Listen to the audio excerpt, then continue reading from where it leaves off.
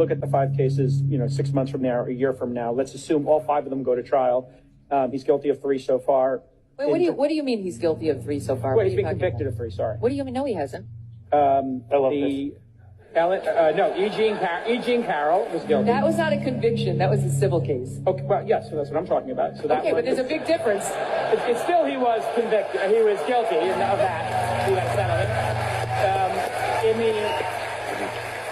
In the Trump organization, they're guilty there. That, again, was still civil, libel. Yes, of course. But these are the cases we're talking about. And in the third one, she's a lawyer, right? Yeah, of course. And in the third one, I'm just talking about the 5 cases. Yes, some are civil, obviously, and some are not. Some are criminal. But if we look at all 5 cases, you said 3 convictions. Now you're walking it back. I'm not walking it back. There's 3 in which he was. You should walk it back. Okay, I'm so glad Megyn is here. Of the 5, 3 of them he's either guilty or you got a bad result. Yeah, got a bad result.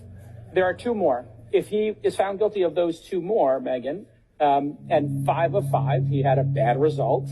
Way to frame it.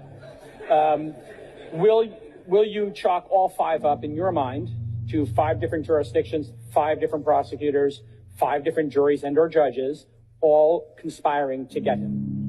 100%. Okay. Yes. That's all I wanted to hear your answer to.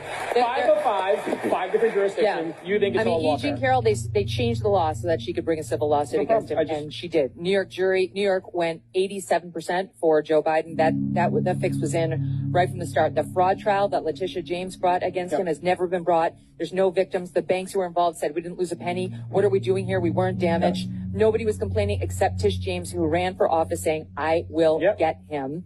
Then you have Alvin Bragg, who's a George Soros-funded prosecutor who doesn't like to prosecute any crime in New York City, where I lived for 17 years, except if your name is Donald Trump. Let's go down to Georgia, where Fani Willis and Nathan Wade couldn't keep their libidos in check long enough to actually bring this case against Donald Trump.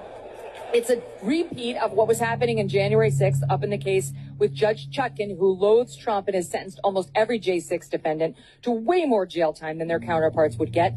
Those are falling apart because of presidential immunity, which was handed down by the Supreme Court, who said you cannot bring a criminal case against a sitting president for any official act. Those cases have been gutted. Also a Supreme Court ruling saying the same on January 6 defendants in general. And that leaves us with Florida and the documents. And Trump has torn that apart because Jack Smith wasn't properly appointed and isn't the right counsel. But there are other issues. They haven't even gotten to presidential immunity there. And so that one's going nowhere as well. And by the way, they're going to appeal it up to the 11th Circuit. The Circuit it out. The 11th Circuit is conservative, and thank God so is the current Supreme Court. They're not going to tolerate that nonsense. Let me ask you about...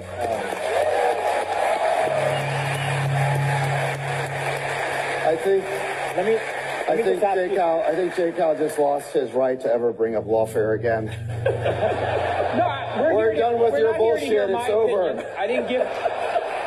We're not here to hear my opinion.